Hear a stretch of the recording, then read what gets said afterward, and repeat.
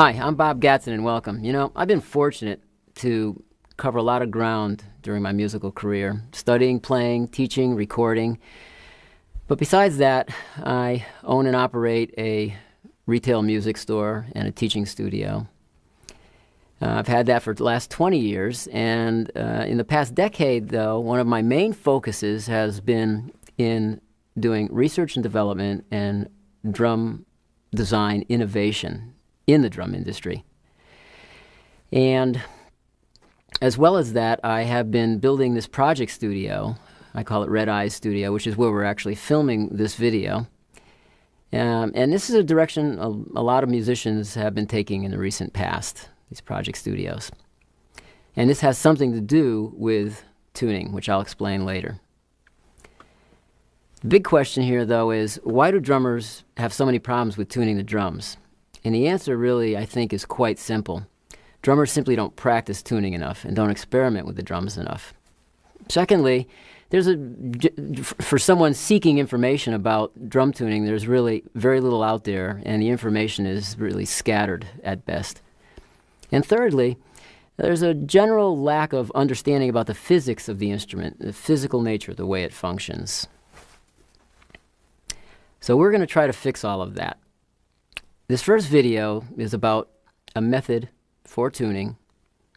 It will involve some basics in sound design, ear training, and explanations about the actual design of the instrument. I'm really looking forward to sharing my philosophies and experience in drums with you, because I hope it'll have a positive effect on your playing. All you have to do is apply yourself and work at it a little bit. Ultimately, the method should develop a sensibility and control over the instrument. This will hopefully make the drums an inspiration to your playing, and also make the drums feel great to you. Not just okay, but feel great, because the drums should never be an obstacle to playing music.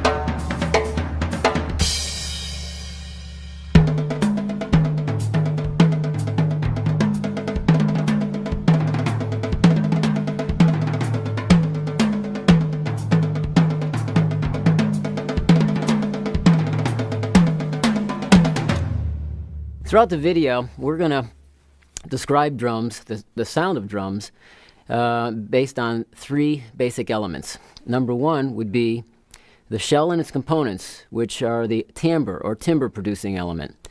The second category will be the heads and the tuning of the heads. This will be the tone-producing element. Three will be the suspension system, the way we attach the drums to the drum set.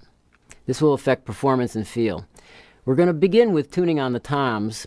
Even though they play a less important role on the drum set, they are the place to learn how to tune. Once you know how to tune a tom-tom, all the other drums are much easier.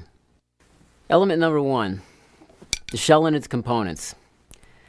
This is about finding your voice by making the right choice. Finding the right drum that satisfies your needs as a player is very, very important. Let's talk about timbre for 1 minute. Timbre is essentially, it's the color of sound. It's the nature of the sound. So when you're making a selection of an instrument for yourself, you have to pay close attention to this, because timbre is something that's consistent throughout the instrument. No matter how you try to dress it up or change it, let's say with head combinations or whatever, that timbre will always be there.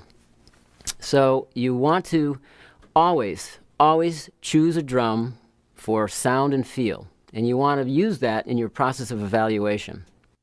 timbre is in the control of the manufacturer. It's the way the drum is manufactured. Your only control here is choice. And that's what this is about, making the right choice. For the seasoned player who's been through 2 or 3 drum sets and knows exactly what he or she may be looking for, it's an easy job, because all you have to do is find the drum that does the job for you. For the less experienced player, though, my best advice is to evaluate your tendencies, your listening tendencies. Everybody hears differently. For instance, when you put the stereo on in your car, do you put the bass up or the treble up? When you listen to a band, do you focus on, other than the drummer, of course, do you focus on the bass or do you focus on vocals? Do you like to hear hard, aggressive music, or do you like to hear lush strings? These are all tendencies that could help you to evaluate the right drum for yourself. Trust your instincts and always listen, listen, listen to the drums. Your adherence to the drum set will absolutely come down to this, because when you get your drum set home, marketing and reputation of a drum or your favorite endorsee wears off very, very quickly. And it'll come down to this single thing. That instrument has to feel right to you. Hey, here's an interesting subject, shell philosophies. And I'll give you mine. Basically, it breaks down to 2 categories: shells that vibrate and shells that vibrate less, or I call them non-vibrating shells. It's a pretty simple formula. I'm going to show you a few drums and describe to you these shell configurations. Shells that vibrate are usually 5/16 or an inch less in thickness. Also, they are unobstructed shells. I call them unobstructed shells because they have no support rings or obstructions inside. They have a wide open surface or a flat surface inside the drum.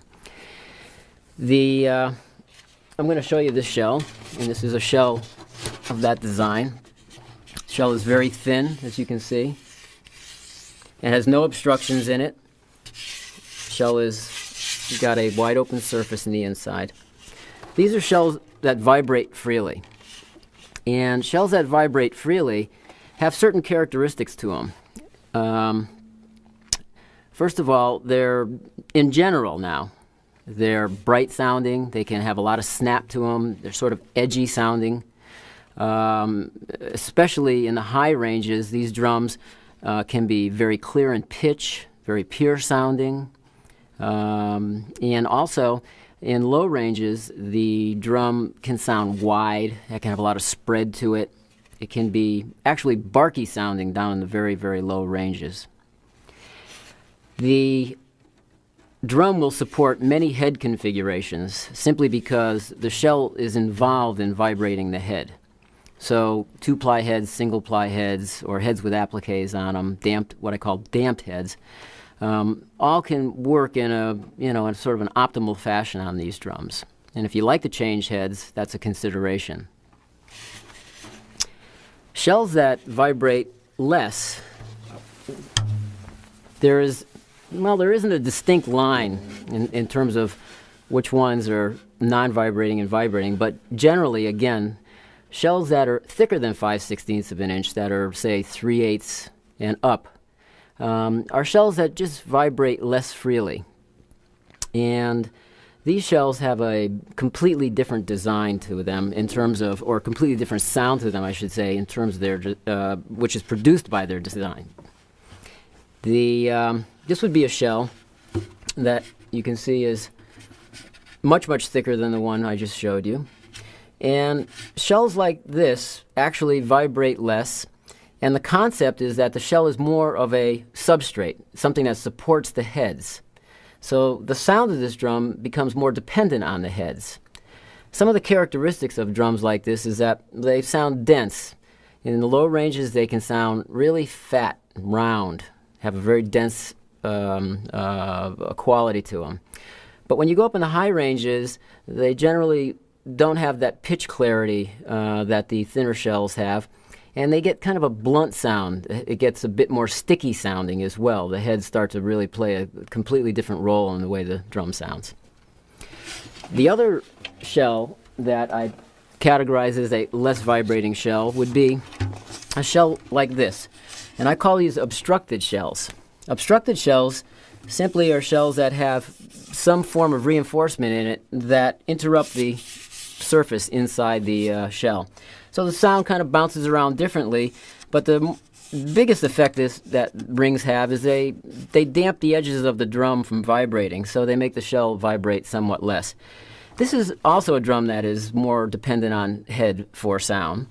And these drums are especially good in low tuning ranges. They sound big and fat in the low tuning ranges. So if you like a boomy, round-sounding drum, this choice might be good. I will tell you, though, that most of these drums, you'll see them in stores with single-ply heads. If you're making a decision, my best advice to you is to buy, from the retailer, a 2-ply head and put it on the drum in the store and listen to it, just to make sure that when you get the drums home, you're not dissatisfied with the performance of 2-ply heads on them. It's all a matter of versatility, but versatility only means this here, that any sound can be a good sound. The only bad sound is a sound you're getting that you don't want. So if the drum does the job for you in its configuration and does it well, then this is better than anything that you could get. Those are the shell designs. So now we're going to move on to shell materials. Shell materials in construction. Shells are made out of a lot of woods today. Beechwood, oak, maple, birch, poplar, mahogany, even exotic woods like jarrah, ebony, rosewood. But the two most popular shells are certainly maple and birch. Most high-end drums are made out of these materials. And the basic differences between these two categories would be that maple shells are sort of wet, loose, boomy, loud-sounding drums. And birch shells are dense, and I call it the quiet drum because they're much more controlled, they're contained, they have more focus, and that basically covers the gamut in terms of the type of timbres that are available.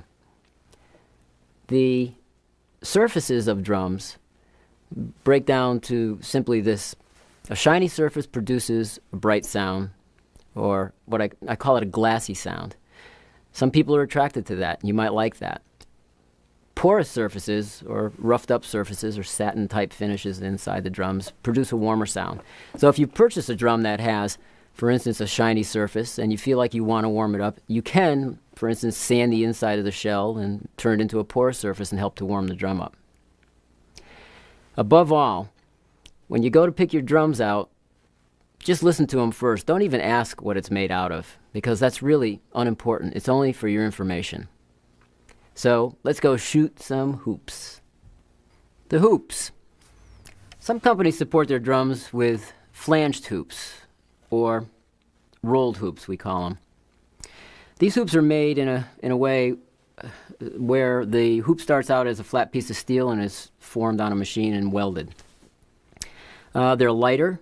They are somewhat less precise, and they have more flexibility to them, which is sometimes good in terms of, let's say, a drum not being perfect. Sometimes the inconsistencies of the drum can work, and the hoop itself, adhering to that, can work better than, for instance, a die-cast hoop, which has less flexibility to it. I think if I were to describe the effect that this hoop would have on the drum is that it makes the drum spread out more. It makes the attack of the drum, the center hit in the head, softer. It also physically makes the center of the head feel softer, so there's a little bit of a pillowy feeling to drums that have flanged hoops on them. Die-cast hoops, on the other hand, which would be a hoop like this, are exactly what they're called, die-casted. These are casted in a formed die. They're very, very precise. The tolerances are much tighter on this particular product than the flanged hoop. And they're stiff and generally just have less give to them. On a drum that's in good condition, these really help the sound of the drum in terms of producing a more defined attack, sharper attack characteristic, although the trade-off is that the center of the head feels a bit more brittle. Some players are attracted to that harsher attack, especially for snare drum instead of tom-toms, and prefer to trade off feel for sound. Element number 2, the head's in the tuning. This is in the control of you. Anyway, this controls the tone of the drum. And the difference between tone and timbre is that tone is a control we impose on timbre. Timbre is continuous. This is how we shade color. This is how we shade the color of the sound.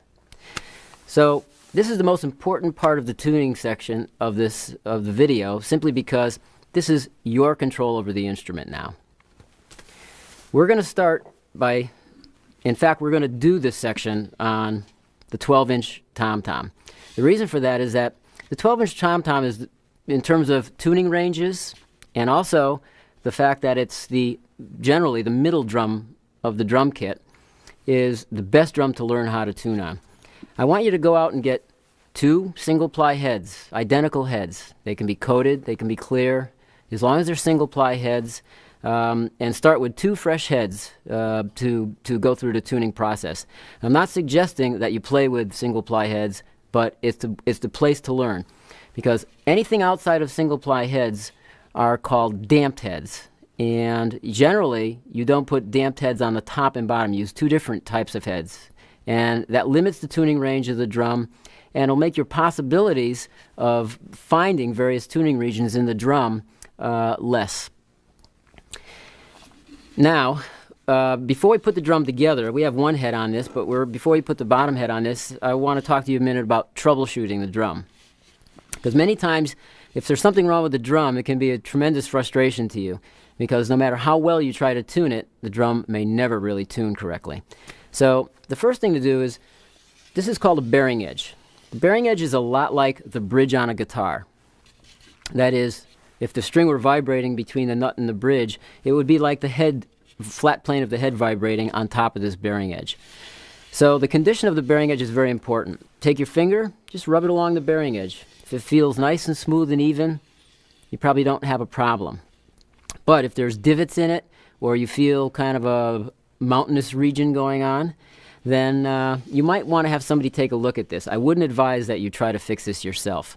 The difference now between trueness and roundness is that out of roundness is impossible to correct. If a drum is literally egg-shaped, not symmetrical, there's really no way to get it back in round. The only way to really evaluate your drum in terms of roundness is to try to measure from opposite points and see if the drum reads the same, reading in perpendicular readings, opposite each other like this.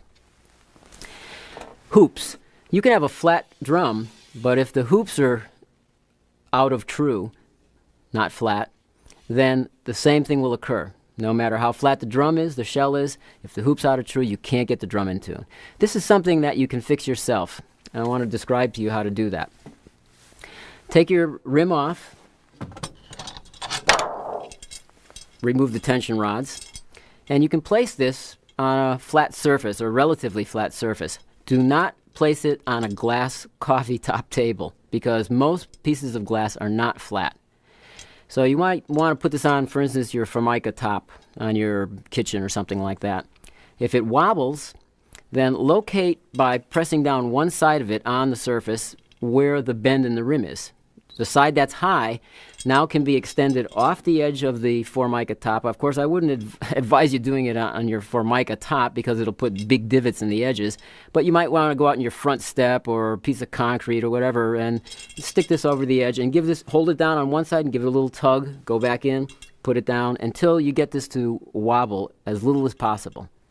This is very important. Okay, so that's about it for troubleshooting the drum. What we're going to do now is talk about the seating ritual. You can troubleshoot the head to a certain degree. One way of doing that is to simply look at the head from a side angle and see if the distance between the hoop and the flat plane is called the collar. And you can sort of eyeball that to see if there's any inconsistencies in it or if it's higher or lower from one side to the other. Because if the collar's uneven, again, the same thing appears. You'll not be able to get the drum in tune. Symmetry is the key to good tone. We're always working towards symmetry. Let's look at the inside hoop of this right here and the outside hoop. Imagine this being the bearing edge of the drum and this being the hoop of the head. The goal is always to try to keep circles symmetrical. So if you tighten down, for instance, one side more than another, what it does essentially is it stretches out the collar unevenly on one side and pulls the head down like this here. If you do this in the seating process and really whack the head down hard, you may as well take the heads off and toss them and start over again, because the heads will never seat correctly. You'll always be frustrated with it. So this part of the process is very, very important. Rim goes on top of the head.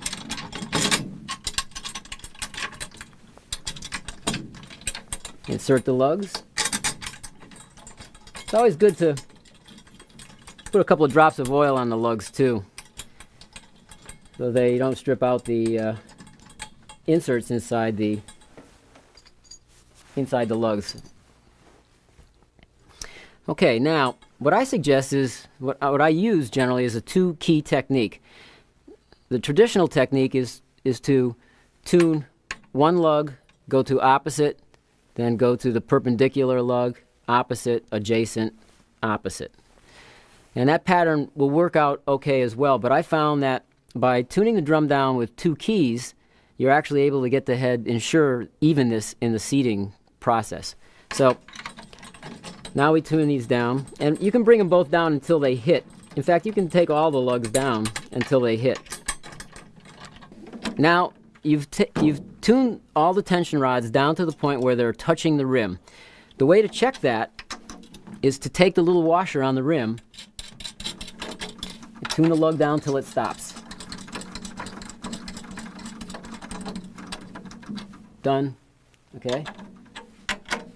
All right, now go to the opposite lugs, and if you're doing this on a drum stool, it's kind of, you can use a technique of turning the drum like this if you want to, but if you don't want to get fancy, you can simply turn these lugs down until you get a fair amount of tension on them. Go to the opposite lugs, turn them down evenly, same way, and then go to the adjacent lugs and tune down these evenly each way. This crackling you're hearing is the resin that holds the head in. Doesn't mean that anything's breaking, it just simply means that the resin is kind of like settling in the rim. No big deal. Okay, now go around and give it an extra tweak. This is where this technique works out nicely, because you can go in small increments. You can also do this on the floor. I generally do it on the floor, but this is convenient for some guys. Okay. Check the head to make sure that it's tuned down evenly by not locating each of the spots, but in general, just going around the head and looking for high and low points. High, low. Bring this side up a little bit. Low.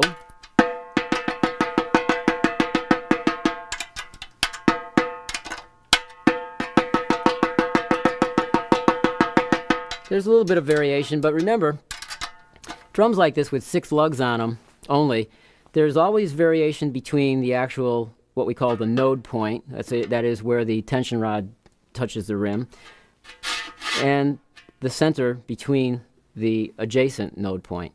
So you can get variations in pitch, not a problem. This is typical of the way the lugs are positioned on the drum itself.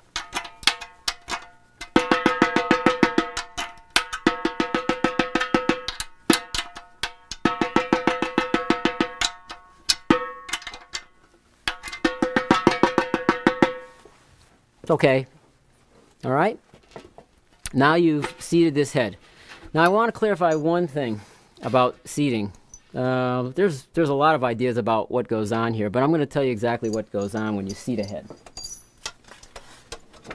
You've heard stories of, you know, having to seat the heads overnight and placing them out in the backyard in 36-degree temperature for 3 days and keeping them in the trunk of your car, whatever. The reality is this here. This is what you're doing when you seat a head. You're taking the formation of this collar, which has been designed to accommodate all drums in the industry. And the diameter of these shells, we call it the OD, the outside diameter, will hit in various places on the head because it varies from one company to another by about 30 or 50 thousandths, as much as 50 thousandths.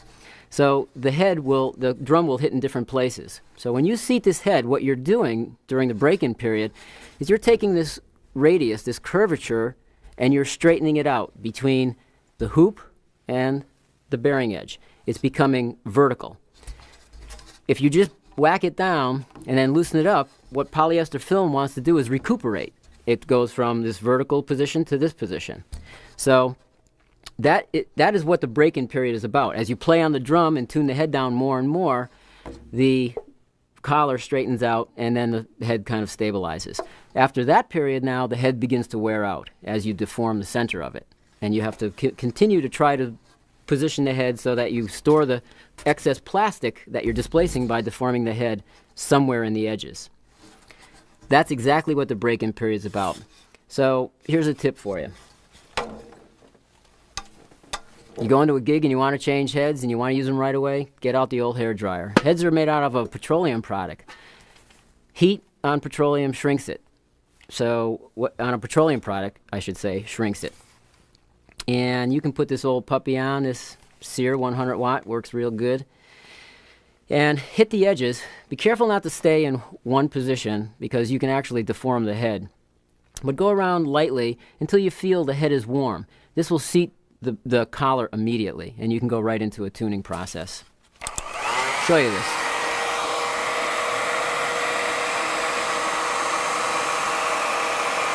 Proceed slowly around the drum.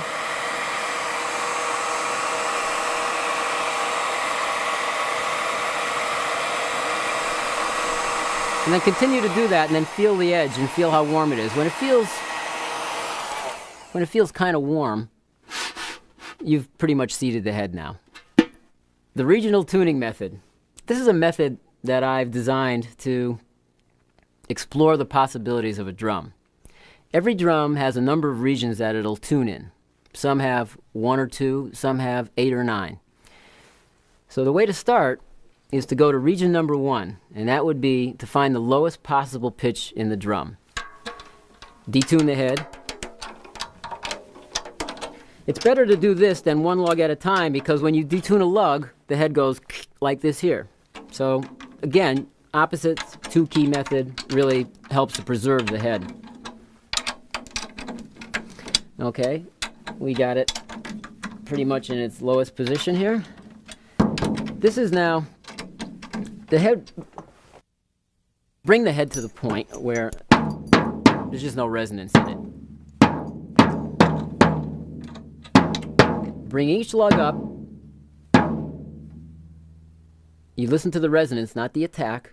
Hit at the tension rod that you're moving, and listen for any pitch variation. You have to listen to the resonance, not the attack. Boom.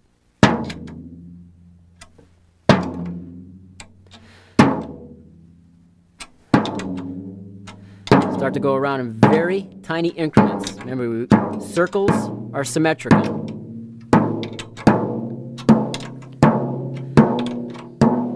Now you're going to continue doing this until there's no distortion in the head and the head vibrates freely. For some people, this is more of a sense than a sound. If you've ever flown in a jet, you're going down the runway, luggage is flying all over the place, the seats are rattling. That feeling when the jet leaves the ground, smooths out. That's what we're looking for. It's a sense that you get when the head gets even.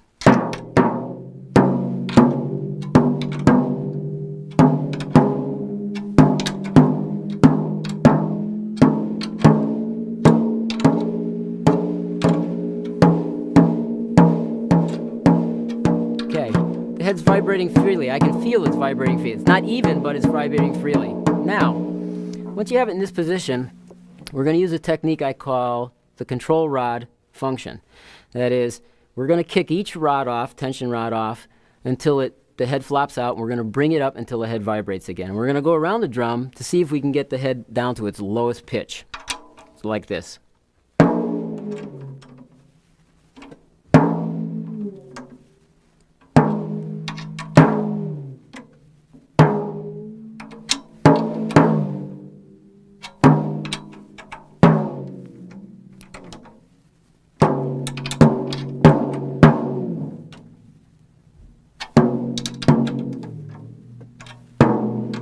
Now we're getting down there. Now you want to aim for trying to get the head as even as possible. Light taps. Listen to the subtleties in the drum.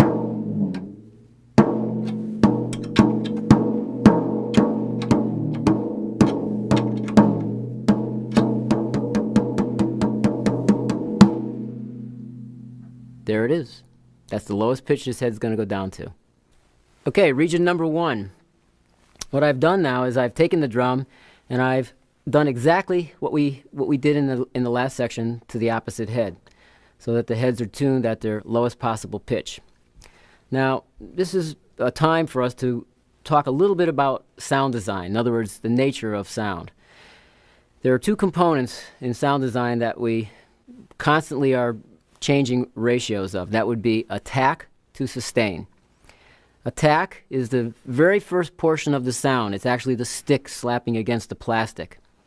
The attack is what the listener perceives most, and it's what we try to control in sound design the most. Attack can be compared to pizzicato or string sound, pizzicato on strings, to different types of bowing, different types of lipping on brass instruments. Attack is something we're always trying to control.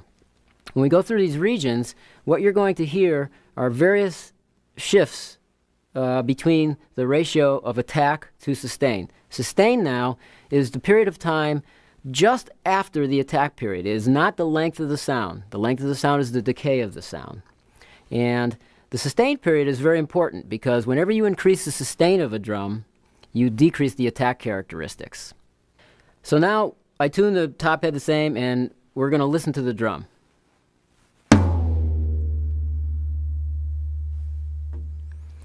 Real fat, low sound. This is as low as this drum will go.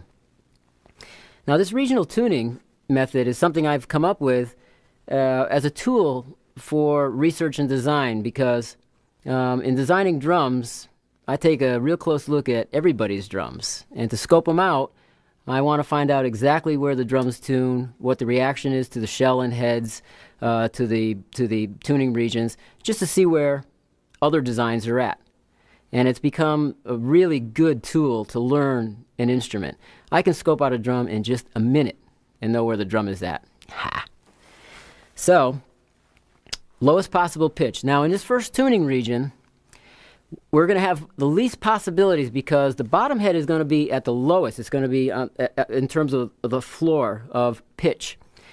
The top head, we're going to increase in pitch above it, and we'll always have a low-high relationship, and that's why you'll have a limited number of tunings here. So the first thing to do is, again, to establish this pitch, and part of this, if you want to really explore your instrument, should be to recognize the pitch of the drum. So what I suggest to you is to get a device that has a note on it. This is a little metronome I use, and it just plays me an A, 440. So when you want to get the pitch from a drum, or learn the pitch from a drum, never hit it at the edges, because the edges will have multiple pitches in it. The edges of the head produce overtones. The center is the fundamental. The closer you hit it to the dead center, the more you'll hear the fundamental pitch. So if you want to hear fundamental pitch of the top head, for instance, you muffle the bottom head and you strike it. It's probably right about there is what I hear. Now, the pitch of the drum, though, because the heads might not be exactly even, could result in a different pitch. Is what I hear. So if you relate this to the 440, It's like we call it a perfect fifth. Do da. It's actually a sharp perfect perfect fifth. If you go up another half step, we call that a tritone. It's in between there, sort of. So if that's an A, if you know how to go to a piano and hit a keyboard and figure out where A is, go down to a D, and now you know that your drum will go down as low as a D. And you can aim for the pitch in the heads to go towards that pitch to find the lowest pitch. Now, we're going to see if there's another region this would tune with the bottom head at the same position, top head, move it up ever so slightly.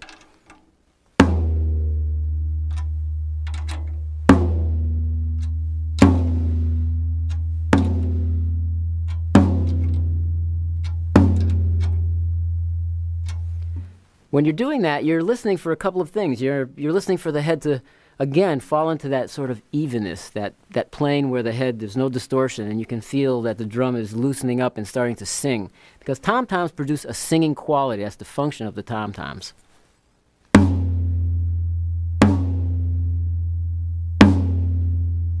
This could be another region to tune in right here. This has a little less sustain and a little more attack. Again, you don't have to check the edges as long as you go up evenly. I mean, each lug, just tune.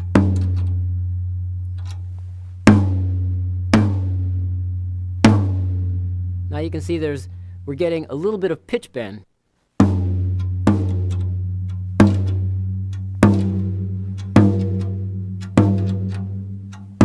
This is what I call doggy doo-doo. This is no sound. Terrible. I mean, well, I guess any sound can be a good sound, but not this one. This is region number 2.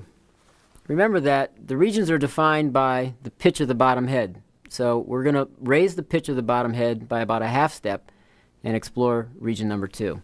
The way to do that is to muffle the top head with your hand, strike each lug with the drum key in your hand, and just raise it ever so slightly, just looking for a pitch variation. And here's how it goes.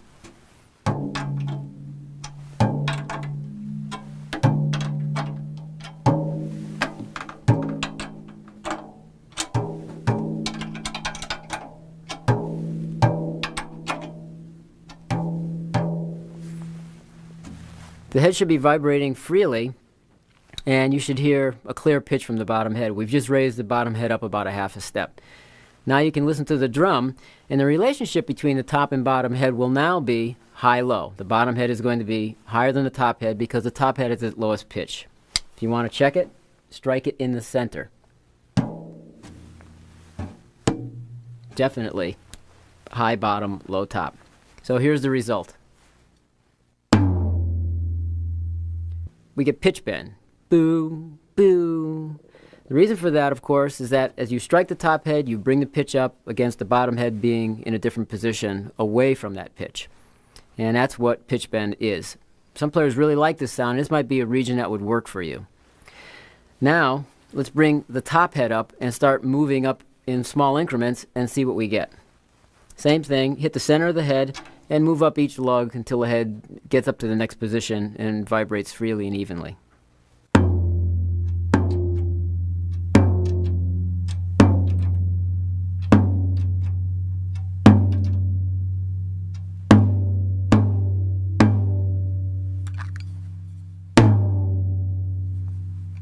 You can hear that the head still has some pitch bend to it, so let's move it up again.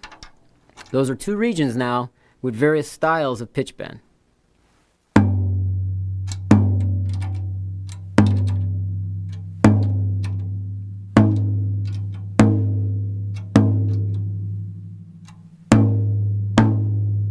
Again, still have pitch bend. Move the head up one more time.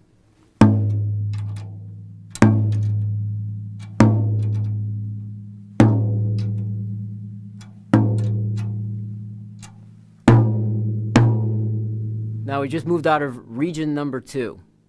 Okay, this is region number 3. I've already tuned the bottom head up a half step, so we're just going to go to the top head at its lowest pitch. And also, I want to say that I'm going to show you a different tuning technique. It has to do with what we learned earlier, the control rod function technique. It's another way that you can go around and tune the top head, so we're going to do that on this. Let's hit it and see what happens. Yikes! Bad. Now the bottom head is so far from the top head that it's really not very effective in terms of tone. Also, you want to, at some point, document pitches where, let's say, the heads worked well together. And we could do that by muffling the top and striking the bottom. In the center, of course. I hear buzz, so take out your trusty tuner and see where we're at. It's a little flat of the A. It's about in here, maybe B flat. So, it's just for your reference, because if you find a spot that's good, you know that you can tune the bottom head up to a B flat, and then from there, you just look for the spot. So now we're going to take the top head up. And this new technique is to simply use the control lug technique. That would be to loosen and tighten. The reason for that is as you get up higher in the ranges, sometimes the head needs to be kind of kicked around a little bit to get in place. So it's better than just going around in a symmetrical, clockwise or counterclockwise fashion.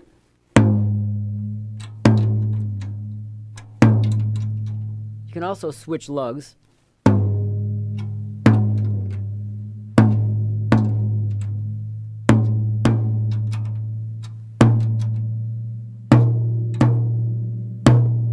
Now you begin to hear that the drum is really changing character right there. That little tweak of that lug really started bringing it up to a pitch where we're entering a tuning region that's working. This is a tuning region. I call these regions where the drum sings areas of natural vibrations, where the heads, the shell, and everything's kind of jiving.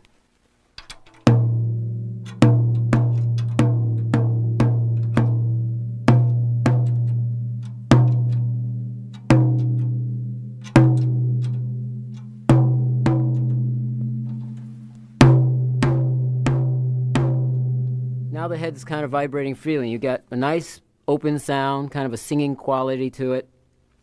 There'll be no pitch bend at this point because the heads are up too high. Pitch bend appears at the lowest ranges, or in the low ranges, I should say.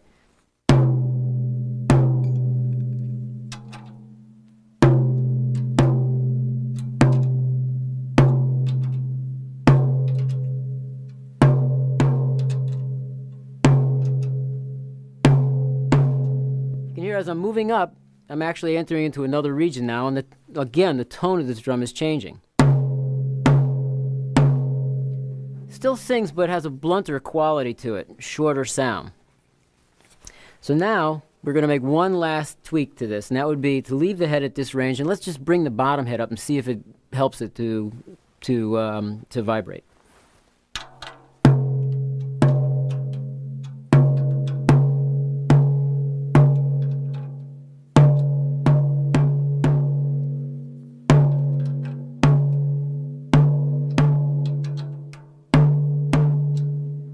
This is another nice spot. Drum is very pure sounding here, real pitchy, a lot of clarity.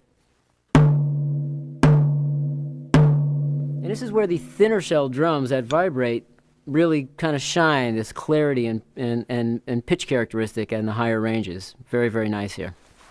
So that takes care of the final region. Now you know how to explore your drum. And I'm going to give you a little tip right here now. One is, don't forget to always tune up to a pitch. Never tune down. It's always never. All right? And I think I'll give you another tip here. In terms of tom-toms, if you play a very busy style on the tom-toms, try to tune the top head lower than the bottom head, down in the low ranges. That'll give the drum a lot of attack and very shallow sustain. And then if you want a more singing kind of open tom-tom sound because you play more spaciously on the drums, then either equal tunings in the heads or the top head a little bit lower than the bottom head. Okay, number 3, the final element, the suspension system. The objective of any good suspension system is to alleviate effects on the tone of the drum. So what it really does is it encourages head phasing. Now let me explain to you what head phasing is. When you strike a head, the head is depressed in the center and it's pushing a column of air down into the drum and moving the head, opposite head, in opposite direction. When the heads are in phase, the two heads are moving like this. So making the heads more alike is very, very important. The more alike they are, the more they stay in phase. The longer the heads stay in phase, the more you get fundamental from the drum and also sustain from the drum. So this produces a singing quality. The problem with some suspension devices is they will impede the vibration of, let's say, the top head. So the top head will go out of phase and the bottom head will actually move slower or faster than the top head, and the drum will sound short. We usually define that as the drum sounds dry or it's not opening up. And if you ever want to check your suspension system, the best way to do it is to simply detach the drum from the stand, hold it between your thumb and forefinger at the rim, hold the drum in your hand and hit it. That's what it should sound like with a good suspension system on it. So you're at the gig and all your friends are coming up to you saying, "Man, your toms sound terrible." But really though, your toms are driving you crazy and you have to figure out how to quickly touch up the toms or quickly tune them, say in between songs or between sets, to get them to a comfortable place again. Let's back up for 1 second though, because I want to explain the process that's going on. Here's a head that we've already beaten to death, and as I explained before, the break-in period of the head is forming the collars to the particular shell. Now we're in the wear-out period, and that means that every time you hit this head, you're deforming the flat plane of the plastic, and this has to be stored somewhere. So when you begin to, your drums begin to detune, what you need to do is find a lug, one of the tuning rods, I should say, that will pull the head down into a position and sort of kick it into place and where it will vibrate as freely as it can. Remember, you're just dealing with the conditions as best you can now. When the head finally gets to a point where you can't tune it, it's time to replace it. It's as simple as that. So we'll start with the middle drum. On my kit, my middle drum is my 10-inch tom-tom. And the reason for that, of course, is that this is home base. So once you get your middle drum sounding right, then the other drums are going to be referenced to that. So first we hit the drum and listen to it. Pretty nasty sounding. Yeah, we really bashed the daylights out of this.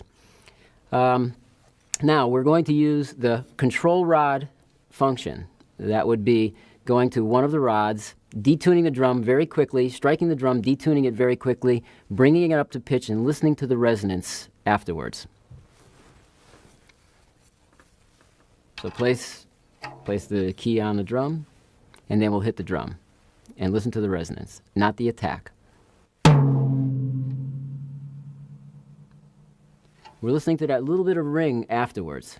Now test the drum again. You can see it's been improved just by hitting this lug. In fact, this might be the magic lug. There's always one lug on the drum that kicks the head into place. Your job is to find it. So if that works, then just leave the drum alone. Let's just go around and check some of the other lugs and see if it improves the sound any more than that.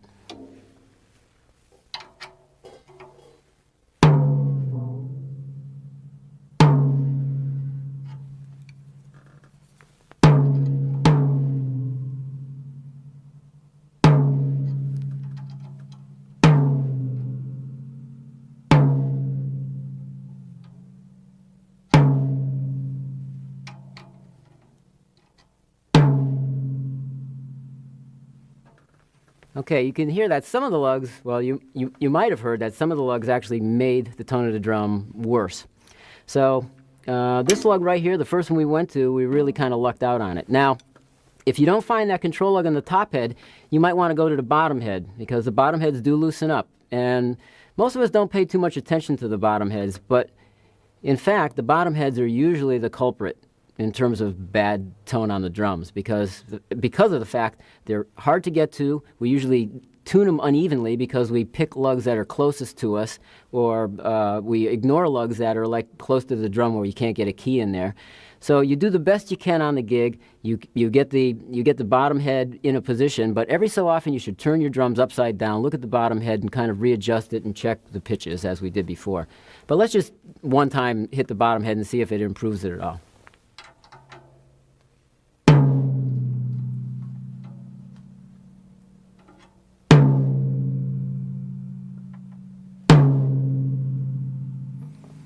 Not bad. Okay, so let's say that's where you like the drum. You've made a decision. That's where I want my tom-tom. Now, I'm going to simply quickly go around and quick tune the other drums and try to get them to some sort of, pitch level that relates to the drum that we just tuned.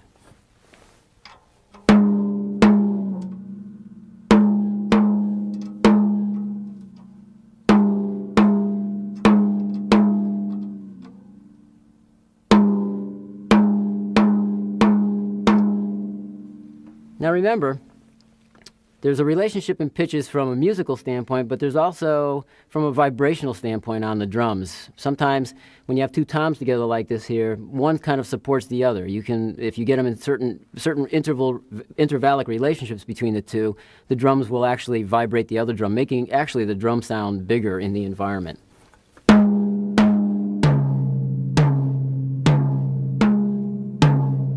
Okay, now go to this tom down here, and we're going to check this one.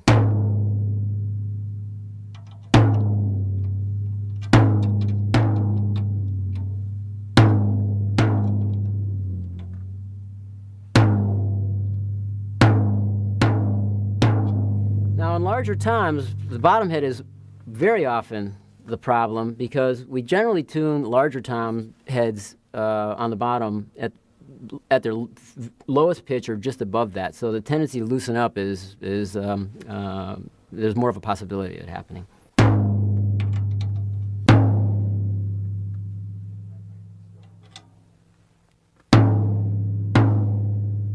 That sounds pretty good now. Let's listen to all the drums.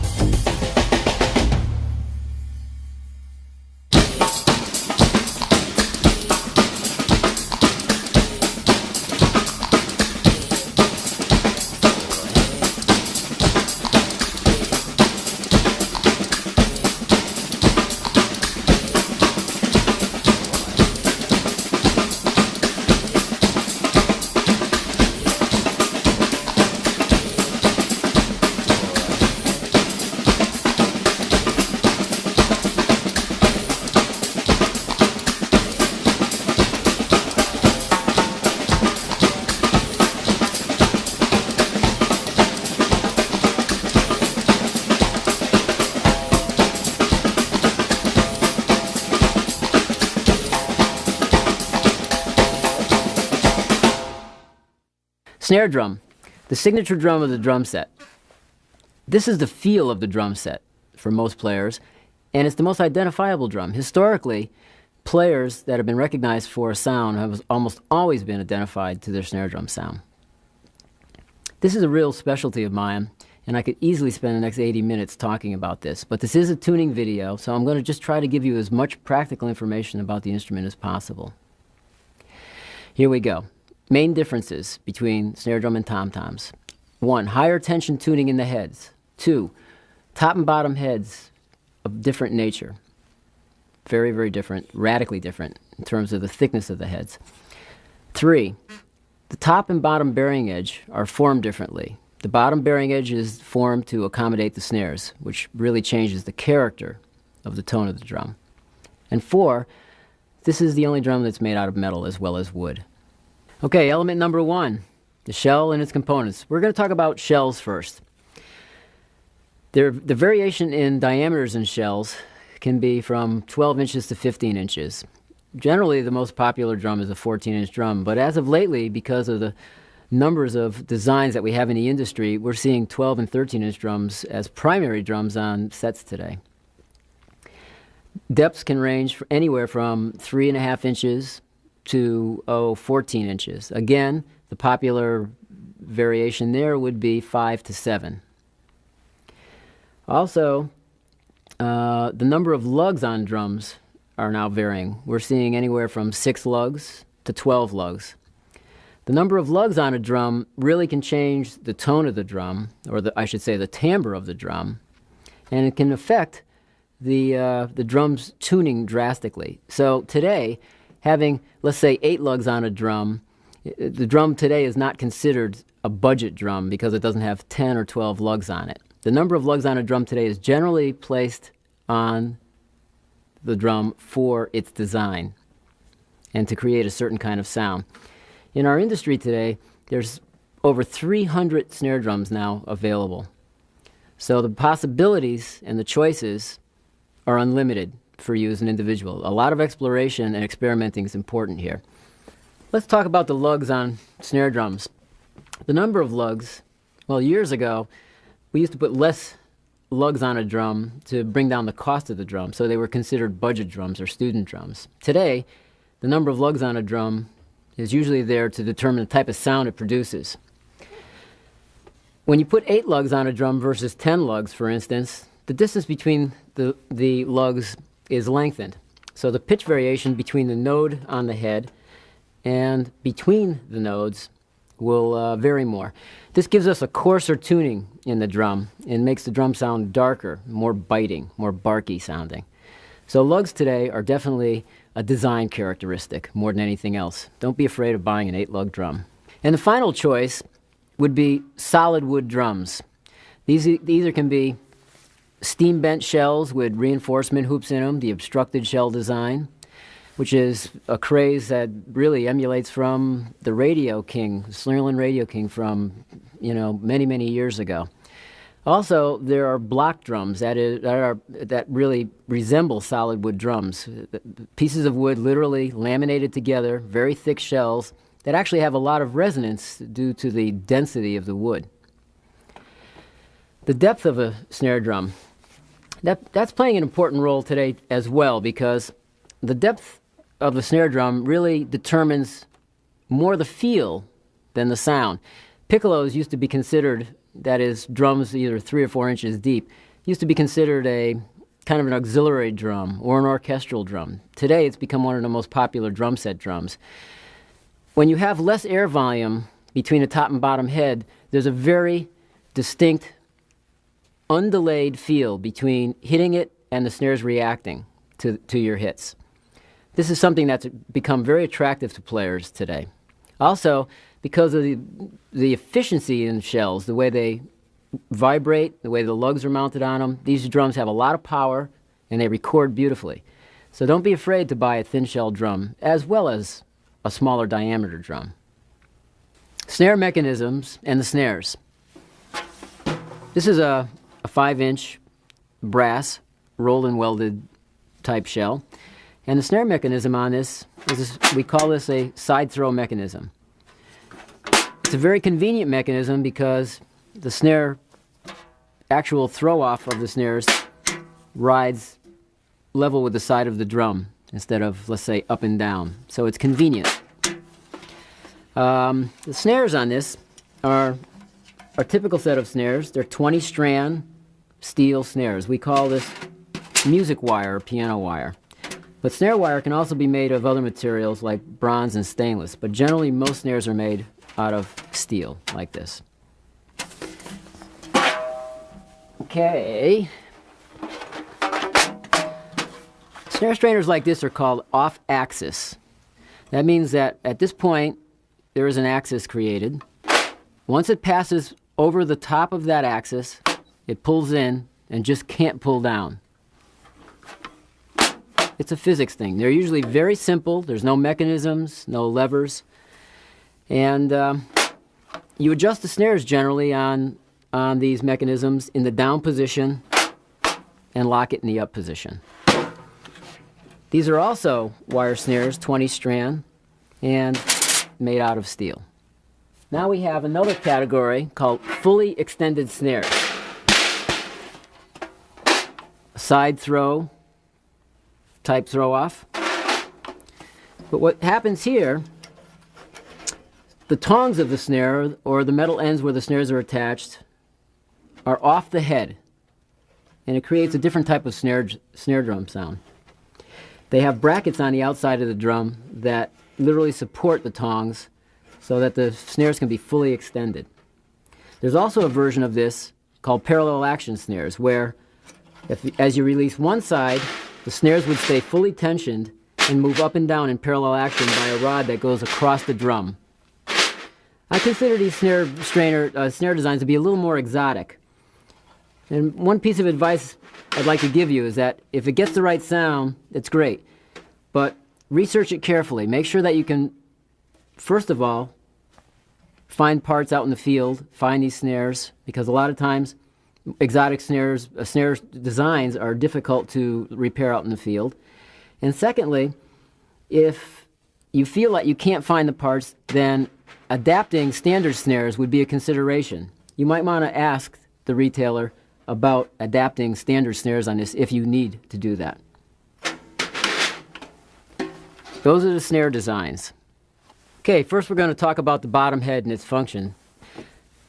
Getting snare drums to sound good, I think, is really easy as long as you understand the physics of the instrument. The bottom head is designed to accommodate the snares. The snares have to adjust the amount of throw in the bottom head. So for instance, if the bottom head is too loose and pushes the snares out too far when you hit it, then it cancels the snares out. If the bottom head is overly tight and doesn't flex enough, then the snares get sloppy. Most of us seem to think that tightening the bottom head cleans the snares up, cleans the snare sound up, and actually it doesn't at all. There is a distinct place where the bottom head should be in pitch, and I think it's between an F sharp and a B. So you can refer to your A on the tuner again and try to sing pitches above and below A, and if you can get your head to tune into one of those pitches, it's the place to start. I generally like to tune bottom heads on snares to a G. Now, also, the other factor is the thickness of the bottom head. Bottom heads range from 2 to 5 thousandths thick. We call them mil. 2 mil, 3 mil, 4 mil, 5 mil. The 2 and 3 mil are the popular ones. The 2 mil are considered the thinner heads, and they open the drum up and make it spread more. They also increase snare sensitivity. The 3 mil heads box the drum up a little bit. They make the drum sound more contained. They're especially good for hard hitters where they're really pushing the bottom head out, and we're looking for more focus at high volumes. This particular drum is going to have a 2 mil head on it. So let's get it up to pitch. Now, you have to always listen to the pitch of the bottom head, because the bottom head being thin, the lugs, the tension rods, I should say, have you can't feel the tension in the head as well as you can with a thicker head. So you can very easily overtension the bottom head if you don't pay attention to pitch. So let's get our tuner. Hey, here we go. So if we want a G, it's one step below. Ba-doo. So let's aim for that now. And we already have this head installed. So we're just going to sort of tune it up and bring it up to pitch.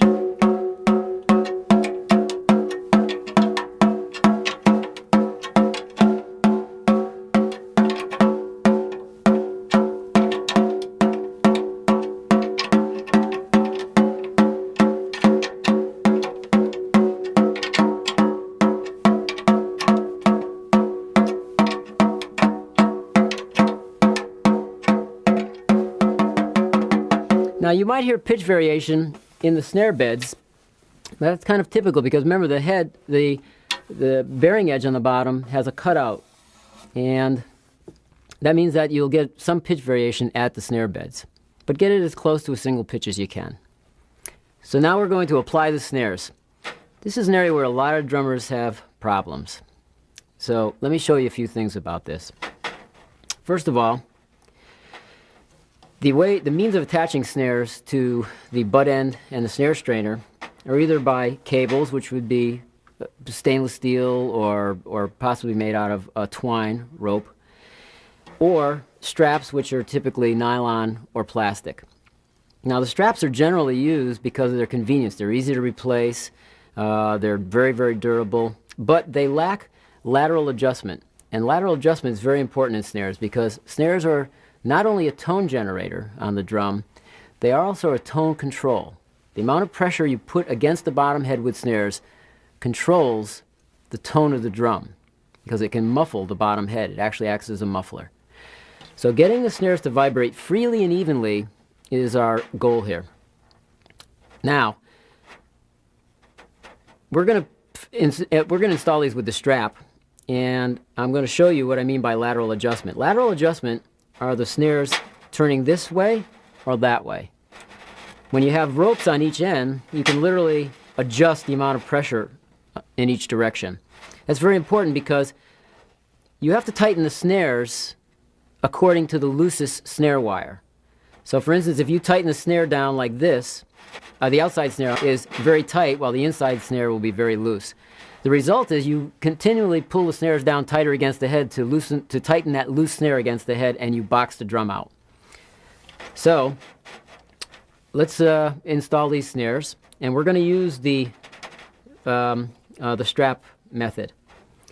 Now there is a little bit of adjustment in straps. That is, if you tug the strap to the right or the left, you can literally change ever so slightly the lateral position of the snares, so you might need to try to tweak that. Hold the snares in the center of the head, and if you don't center them, at least get them closer to the butt end, because the snares will stretch out after a while, and straps will stretch out and pull towards the strainer, so they'll stay in position and adjustment longer. Okay, now center them, put some pressure on the opposite tongue, pull on the strap, and get them in position. Now what I generally do is I put a little bit of pressure against the butt end so that I can move the strap through it, but with a little bit of friction, so it holds it in place. Now I'm putting pressure here, I'm pulling it here, I'm checking for lateral adjustment, it looks good. Now just let go of it, and then whack this side down. Okay, now go to your opposite side, put your strainer in the down position, insert the snares, which I've already done. It's in the down position, pull the snares up tightly, and also make sure that your adjustment screw is fully extended. This will give you maximum adjustment over a period of time. Same kind of thing. Put a little bit of tension on the hold down plate, pull the snares down, and then whack this side down. Now the snares are fully adjusted. Okay, so here's another tip. If your snares are adjusted correctly, here's a way to check the bottom head without having to take the snares off. Put the snares in the down position, take a stick, take the snares off the head. Now you can go around. A was our A, we're looking for G.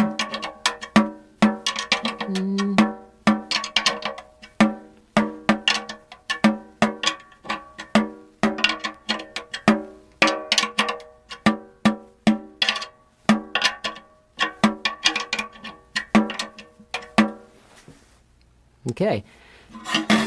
And also, whenever you test snare drums, when you're making a snare drum selection, test it with your weak hand. Snare drums generally, in my opinion, sound good in either thirds, fourths, or fifths. There are a lot of snare drum tunings, but this is a place to really get started. So you want to try to recognize a pitch a third above. So we got the G here. Da, da, would be the third. So we're going to aim for which is actually right now high.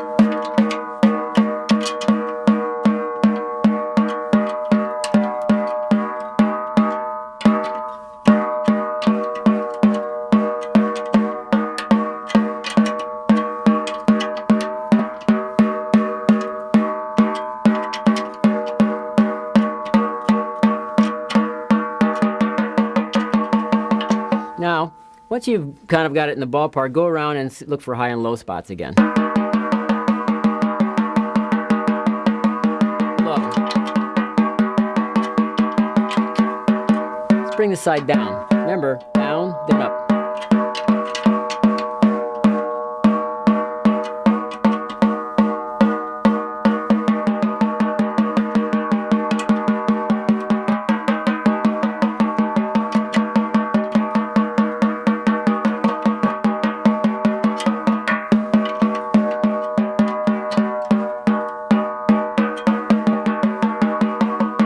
Okay, pretty close. Low tunings like this will generally give you a fatter sound, a woodier sound from the drum. Again, the attack-sustain concept applies. This would give you less attack, more sustain.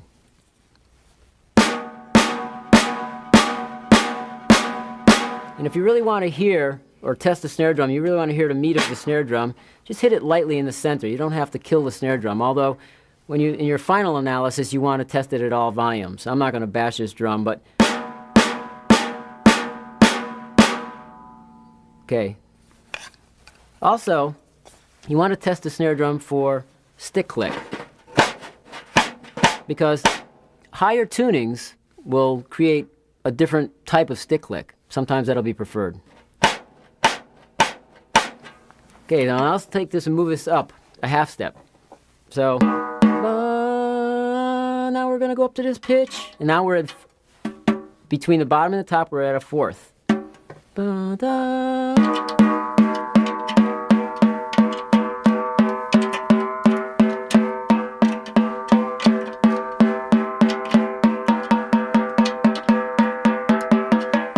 Remember, this is an 8-lug drum, so this whole thing of some variation in pitch between the lugs is very common.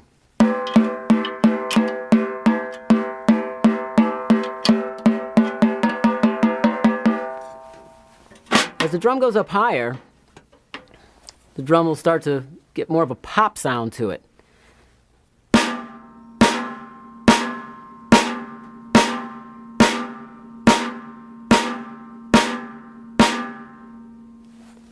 And it'll get a pitchier kind of tone to it. When you tune in low tunings, when you hit a rim shot, you get a crack sound from it. When you tune it up a little higher and it starts to get more pitch oriented, you get a pop from it. Now, tuning like this has a really nice balance between attack and sustain, because it's again one of those tunings where the drum generally sings, just like the tom-toms. So now we're going to bring it up another step, and we're going to go to fifths between the bottom head. So the fourths were ba da da da, the fifths. Just go around slowly.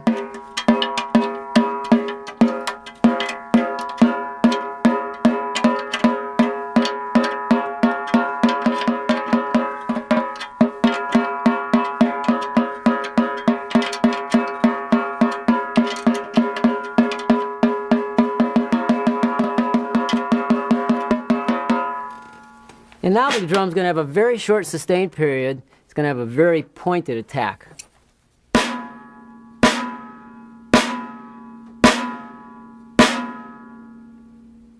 Also, the stick click will change in higher tunings.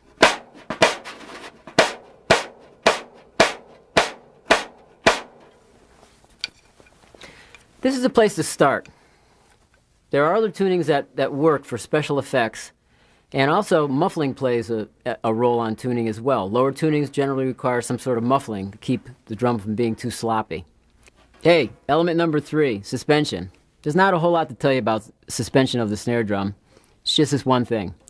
The claws of the snare drum basket, don't tighten them against the bottom head. It impedes the vibration of the bottom head and actually boxes the drum out.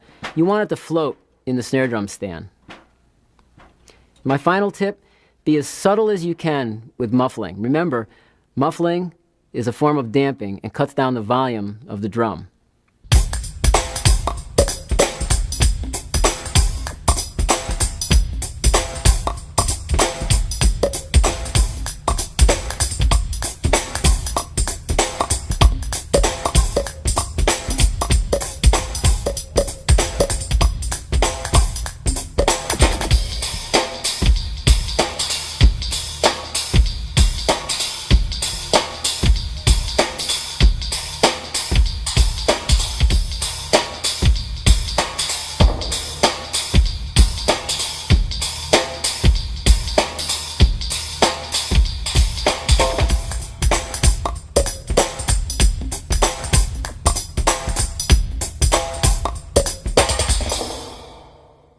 Ah, yes, the bass drum, the most prepared drum on the drum set. One of our primary goals with the bass drum is to attain fundamental pitch and low frequency in the drum. The other objective is to muffle this drum correctly. It's the key to getting a great bass drum sound, and it's going to be the main topic of our discussion. Also, this is the only drum on the kit that we hit in the same place all the time, so we can depend on a certain consistency in sound. And speaking of sound, unlike the toms, which have a singing quality and function in the music as a phrasing device, and the snare drum for its accenting and outlining quality in the music, the sound that we aim for, the quality in the bass that we aim for in a bass drum, is a throbbing or pulsating feeling. It's the engine of the train. Also, it's the second most important drum in terms of the feel of the drum set. So let's move on now to element number 1, the shell and its components. Shells on bass drum are generally made of the same type of laminates as the tom-toms, but thicker, more laminates. And that's to support the diameter of the drum, the spurs, which hold the drum in position, and sometimes tom-toms, which are mounted into the drum. The length of the drum is just like the effect we talked about in snare drums on piccolo snare drums versus deep snare drums. It affects the feel of the drum more than anything else. The longer the drum, the more delay you have in terms of pushing this air back and forth. So longer drums will create low frequency because of the length of the shell, but the pitch of the head always remains the same. So if you're a hard player and you want volume and you're able to really push that much air, you generally will aim for a longer drum. But if you're a more delicate player, and especially for recording, shorter drums can really sound great.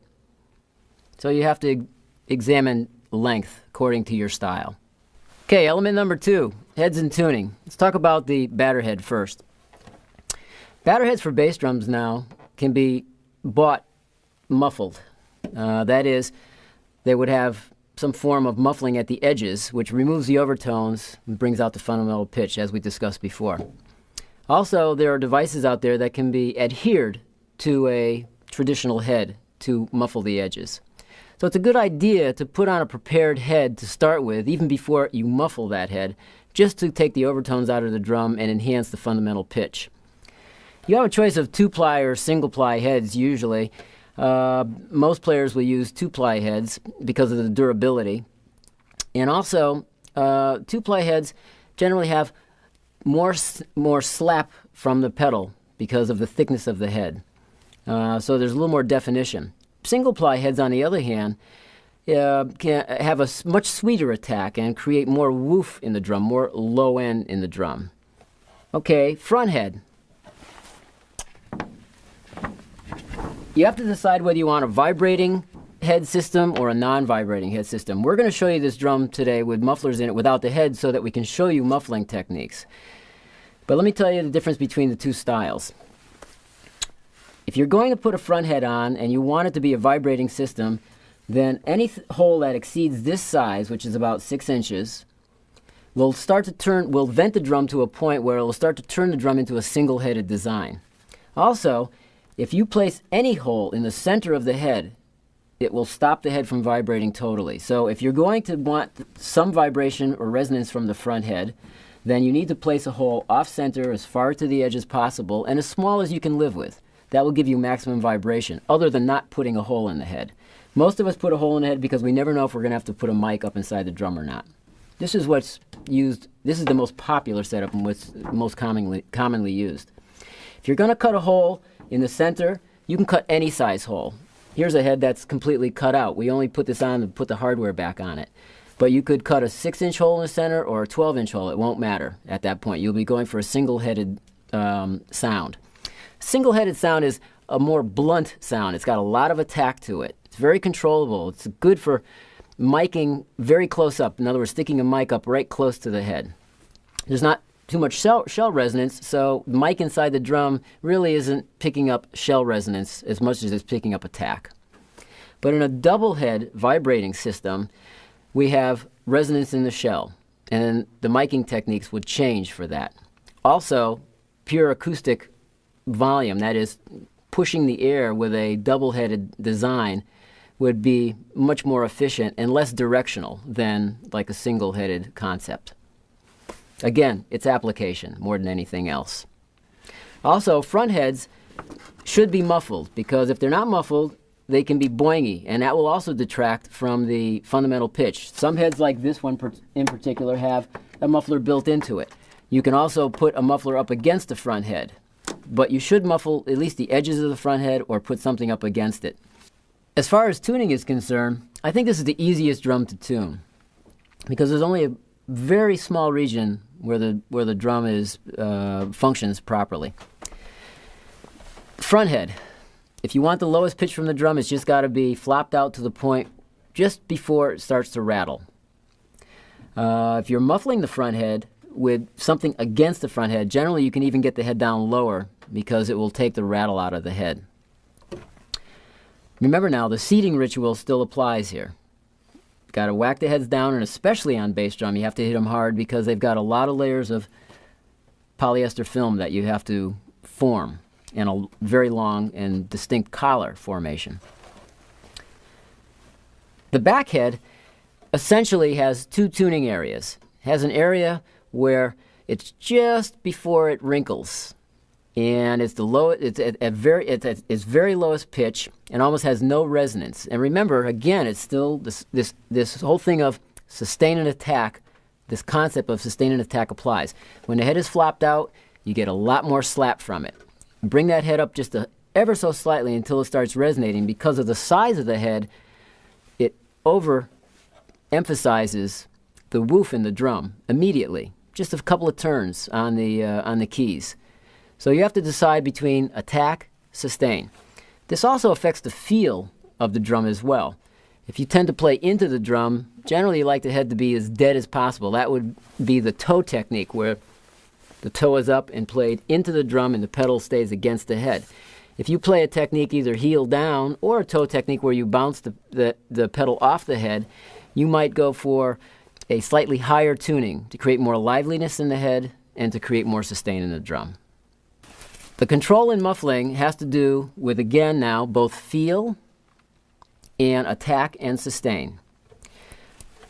Muffling, most mufflers are fabricated by individuals. These are commercially made mufflers, and the way they function is they bounce off the head. And I believe that this is the best kind of muffling. And you can do the same thing by simply wrapping up a towel and putting some duct tape down and getting into position and have it fluctuate with the head rather than putting constant pressure against the head. If you want to get more tone from the drum and character from your particular drum, you want this to bounce away from the head so the head vibrates and lets the shell work for you.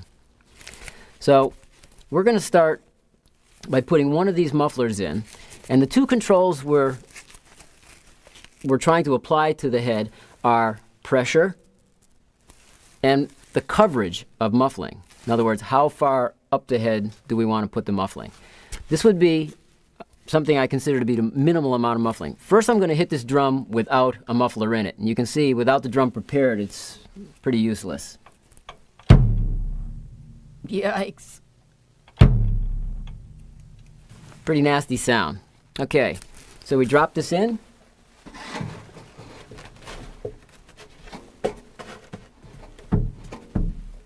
You can see that it's about a third, or maybe 25% covering the head. Now watch what it does to the tone of this drum. Definitely cuts the volume down, but certainly makes it much more focused. Listen carefully. Okay. Now this back head is still pretty lively. So if you're a toe-up player, it could be too lively for you, because if you leave the pedal into the head, the pedal will chatter. Now I'm going to install a second muffler in the bass drum.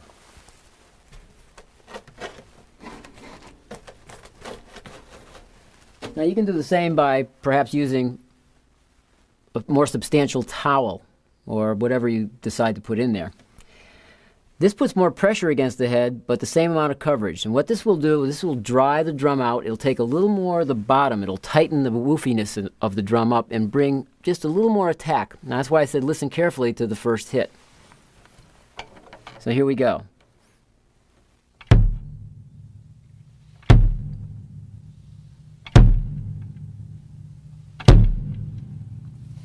This also will affect the feel of the head. Now, the third position will be to put more coverage against the head. In other words, instead of covering 25% of the head, we're going to cover maybe 35 or 40% of the head. We'll have to install another muffler to do that.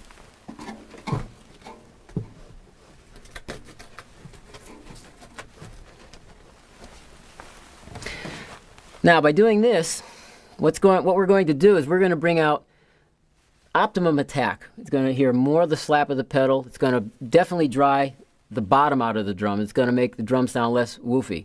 This is a technique we generally use for inside miking to really control the bottom of the drum, tightening up the bottom. Here it is.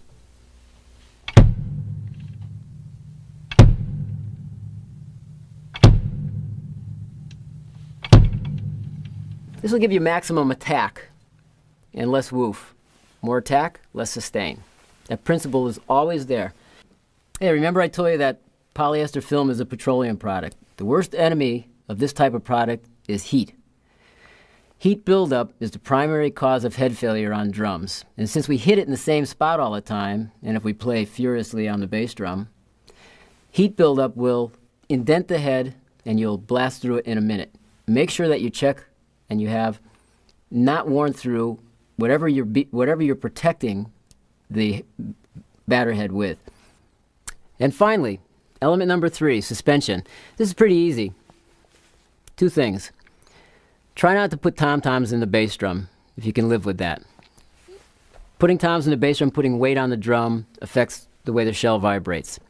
Secondly, try to mount the bass drum as evenly front to back to the floor as possible. The more you tilt the bass drum back, the more you put pressure on the back rim. The only reason we usually tilt bass drums back is to create a certain feel in the beater. And if that's the reason you do it, then fine. So look, practice your tuning, but don't get crazed over all this stuff. Don't get obsessive about it either. Apply yourself. It's really going to be well worth the effort. Remember, it's about playing music, playing the drums, and especially having fun.